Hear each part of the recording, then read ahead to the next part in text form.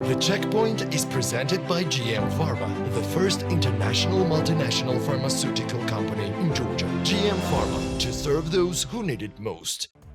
Geostat has released preliminary data on Georgia's foreign trade, showing that in the past months, the country's exports increased by 87 million year-on-year, reaching $701 million in total. During the first 9 months of 2025, exports amounted to $5.15 billion, marking 7.7% annual increase.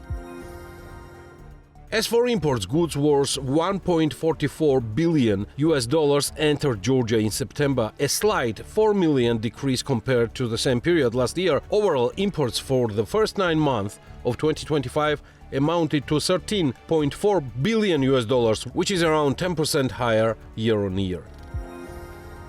In September 2025, total remittances to Georgia reached $318 million, which is a 12.1% increase compared to the same months of the previous year. In monetary terms, this represents $34.4 million annual gross. Ministry of Finance has published public debt statistics as of September 2025, according to which Georgia's external debt increased by $178 million over the previous months, reaching $9.27 billion. The report attributes the rise mainly to an increase in credits owed to the World Bank, which grew by $115.8 million to $2.3 billion. On September 15, the United Kingdom imposed financial sanctions on Russian energy giant Lukoil. The sanctions document specifies that restrictions apply to the company, with a few exceptions, including Lukoil's share in the Shah Deniz pipeline project and South Gas Corridor Company and Tengizchevroil. Georgian agency BMG contacted Lukoil's Georgian office to clarify whether the sanctions would apply locally as well. The company's response will be shared once received.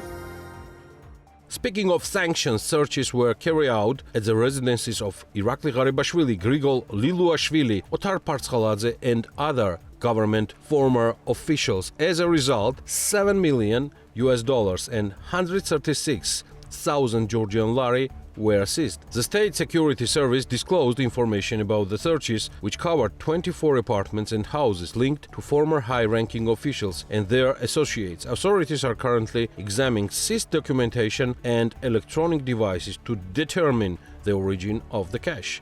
Based on the findings, further investigative and legal actions will follow.